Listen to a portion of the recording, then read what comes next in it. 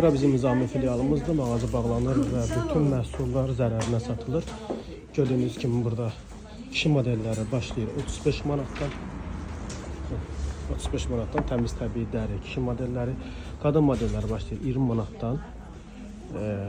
Burada olan botlarımız, bakın gördüğünüz bu botlar cəmi 75 manatda təmiz təbii dəridir. Burada gördüğünüz sport modeller hamısı endirimdədir hal-hazırda. Hamısı maya dəyərinə satılır. Xanıma baxın. Siz də yaxınlaşın mağazamıza. Bu kampanyadan yararlanın.